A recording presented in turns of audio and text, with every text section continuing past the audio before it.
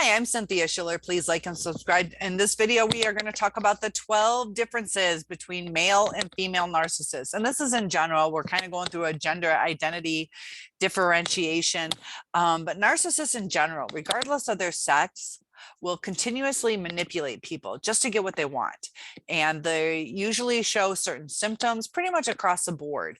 But most of them are grandiose, an inflated sense of self-importance. They tend to feel superior to others, and they don't even have to say it out loud. Sometimes it's just within them, and that reacts to how they treat people. And since their feelings of superiority are typically enlarged versions of the truth, most narcissists, whether they're male or female, spend a lot of time focusing on reinforcing their fragile self-perceptions. And this is why they lead to various forms of manipulation. I'm sure you guys have talked about whether it's the gaslighting, silent treatment, ghosting, and men often use more force than females do, whether it's directly or indirectly, to sort of assert themselves, their superiority over other people. And women who are narcissists kind of take a different form. They're usually more often prone to seduction, and they use their bodies a little bit more than men do to secure supply. And they just find that it's easier to do. Why not do it? It works.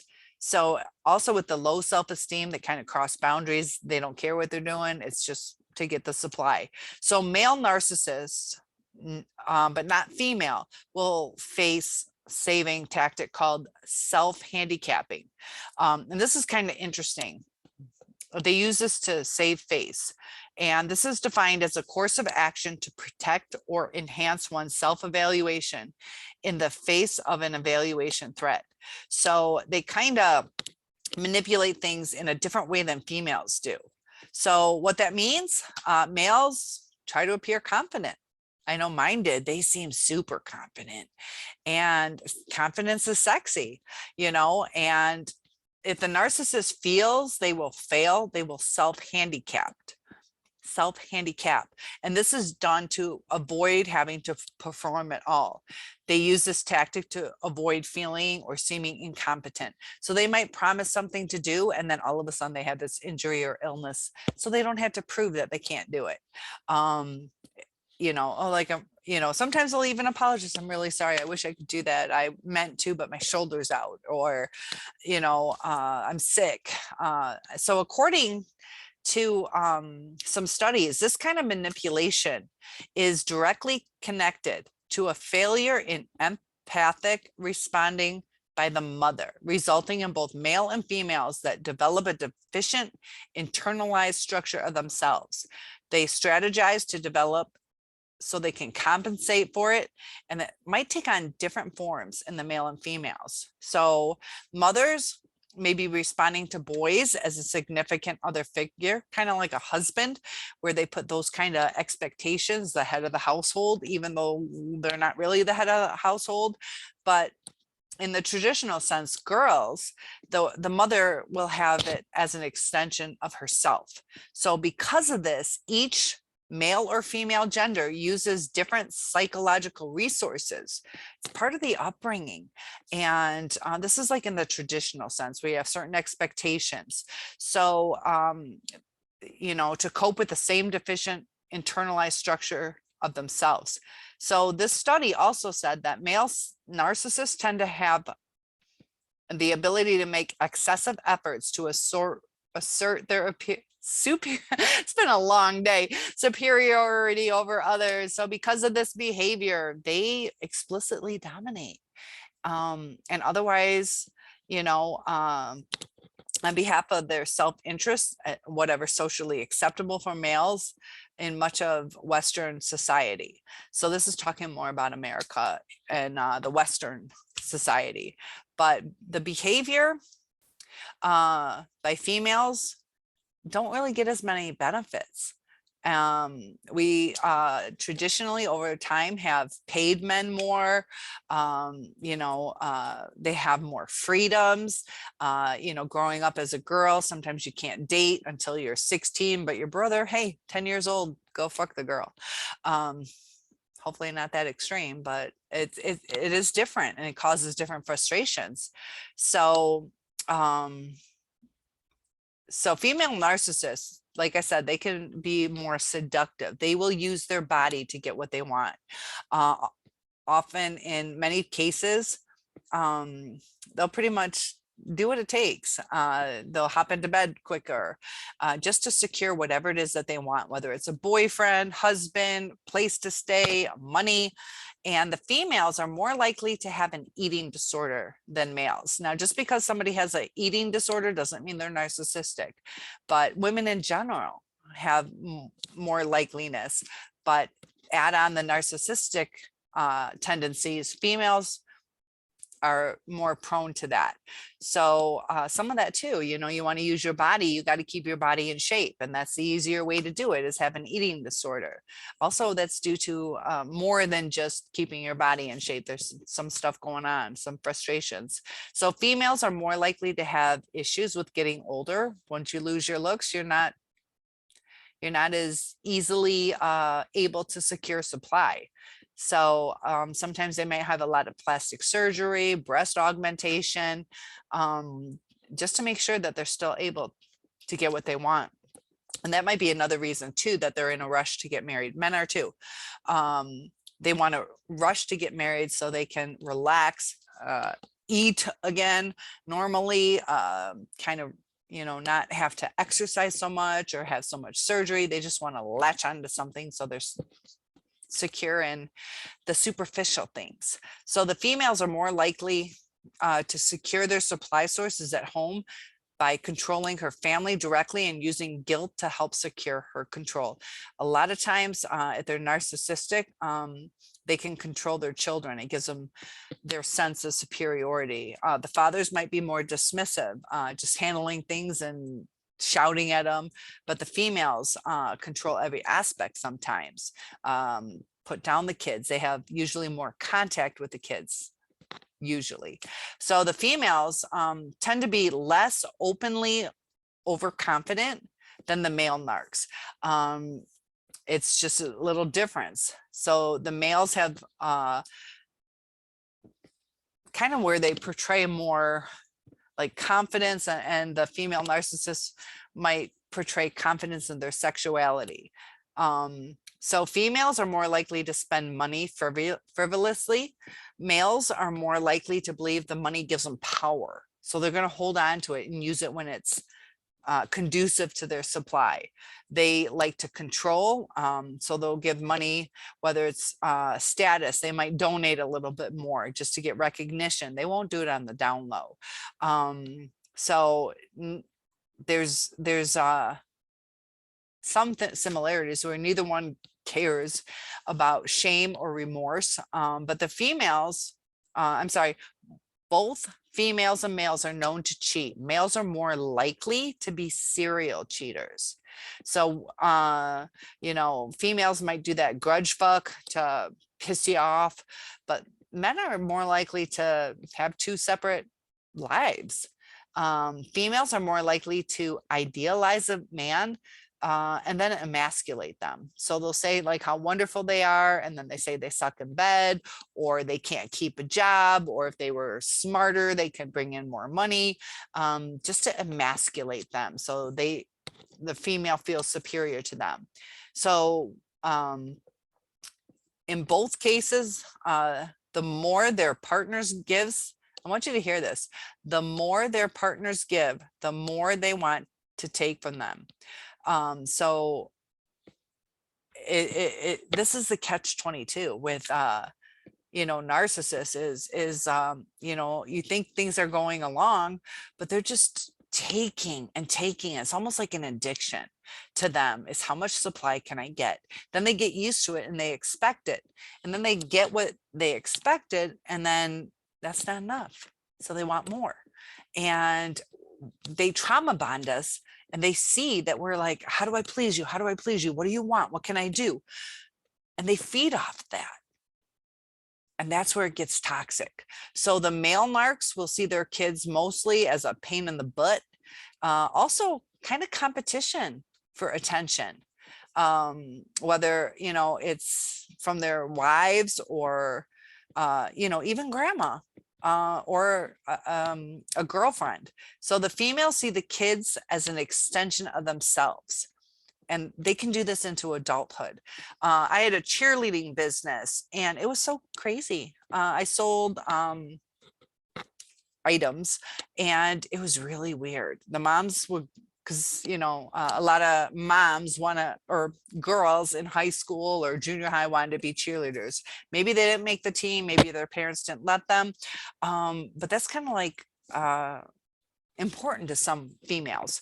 So they'll live vicariously through their kids. So they brought them to this cheer clinic that I had, and they were asking the kids, would you like a t-shirt? The kid's like, yeah, that'd be nice. So they buy a t-shirt, and the mom's like, would you like a bag that says cheerleader on it? And the kid's like, I don't know. Okay, we'll take the bag too. And what about a necklace? What about, and it was weird because the kid's like, I don't like, we'll take that too. And the parents would spend so much money on cheer merchandise.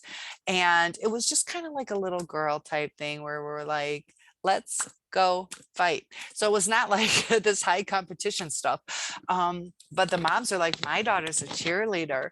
It's like, for one thing, you paid for your kid to be a cheerleader, and it's kind of basic cheer. It's not like these amazing, be proud of your kid. That's great to be proud of your kid. But it was almost like, you could see it's not that they're proud about their kid. They're proud that they created a cheerleader, if that makes any sense, to where their pride is not in the child. Their pride is, I have a child that is a cheerleader. So they live vicariously, whether it's whatever sport. I'm just relating it to, the cheer company I had. So the kids, when they do good things, the moms will take the credit. Like, did you see my daughter doing that? And that's my daughter. My daughter did a cartwheel. Not every kid on the team can, but mine can. So it's kind of strange. So, but when the mom does something the kid doesn't like, then the narcissistic mom will take it personally. The mom will get pissed if the kid doesn't want to go to cheer practice. She'll get pissed at the little cheer girl messes up. You can do better than that, and why can't you practice? And it puts a lot of pressure on the kids, especially if they don't want to do it. It's different if the kid's like, mommy, can I be a cheerleader? A lot of times those moms will get that flyer and they're like, oh, we are so doing this. Yes. And the male narcissists, they're more likely to treat other men as rivals or competition. So females more likely go nose to nose with other women in a more underhanded way. So a lot of people think it's friendship, but sometimes, they want to get to know a certain guy that you've been kind of dating, just to take them from you. They can kind of, I don't know, if they want to learn the tricks of the trade on how this person, I don't know, got a doctor as a husband or something like that, or to use that situation like, oh, her husband knows doctors and I want to marry a doctor. But the friend thinks this person is a genuine friend as opposed to husband shopping. So it's not all encompassing what I'm saying, but this is kind of like a general overview between the male and the female narcissist. There are differences in behaviors. It's just like different tools, the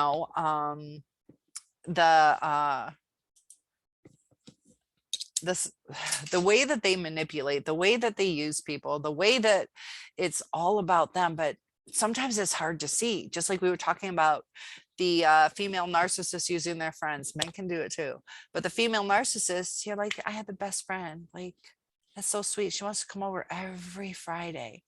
She only wants to come over because your husband has guys over from work that are doctors or whatever's playing cards, and they just, the narcissist wants to take advantage of that. They'll even, be like, oh, don't worry, I'll bring dinner, don't worry, or I'll bring some wine or snacks. I just appreciate you having me over because I just really need a good friend because I'm so lonely. But they're manipulating. But the friend sees it as that's like really sweet. Like she only makes $30,000 a year and she's bringing over dinner for all of us and spending time with me because I'm alone because my husband's with his friends. We don't see what's coming. We don't see what's coming, you know? We're in the eye of the hurricane and seems calm, beautiful. But once those, it's so destructive. Think about that. It's like we're in the eye of a hurricane. You know, we're safe for a while. It's calm, peaceful, but it's kind of like the most dangerous part of a hurricane is the wall. It could be thir- very, very extensive, and so that's the most dangerous part, and that's like climbing out of the piece. You have the eye of the hurricane, the wall that surrounds the eye, and then you have the outside circles. And so as an analogy, you know, in the beginning, we're in the eye of the hurricane. The most dangerous part is when you try to get out of that center. So be careful, know your narcissist, plan ahead for your escape or leaving them. But then there's still collateral damages, like with hurricanes. Hurricane Katrina, I always mix it up if it's 36 or 38 tornadoes. Those are, we're going to say, the flying monkeys. So you have the dangerous part, but then the storm is still going with a narcissist. That's where they mess up custody battles, or that's where they try to take your job from you, or they just damage your property so you can't get to work, or they won't pick up your kids so you can't go on your date.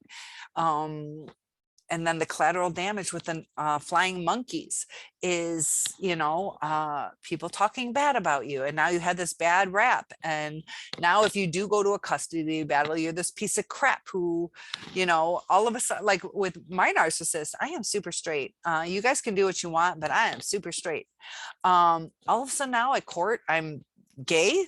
And I've never shown any tendencies. It's like, I don't sleep around, very good on that kind of stuff. And I've barely been with anybody, you know, I've had these 2 narcissists and a couple dates. I'm on the up and up, but he's trying to present at court that I'm so caught up in him, but then I'm gay at the same time, with like having a crush on somebody. And then just any, ooh, they'll do whatever they'll just say stuff. Like, I lived at his place. We were pretty secluded, and I had moved from the east side to the west side of the state, and I really didn't know people. I went out one time, and that one time I went out, it was his friend's sister that I went out with, and he kept calling. He kept calling. I was out for 2 hours, kept calling, like, when are you coming home? And it's like, I think we went out. I don't even think we went out to dinner. I think it was like 8 o'clock we went out. And at 10 o'clock, he's trying to figure out when I'm coming home. And first time I went out, you know, we lived there a long time. Plus it was his cop sister or cop friend's sister. And there are differences, but there are also similarities, such as the toxicity, the manipulation, the destruction, the lies, the silent treatment, and the tears that they give us. So I just thought it was interesting, wanted to share with you before I went to bed, and I'll see you in the next video. Please let me know any questions you guys have, any topic requests, and one-on-ones are available. See you soon.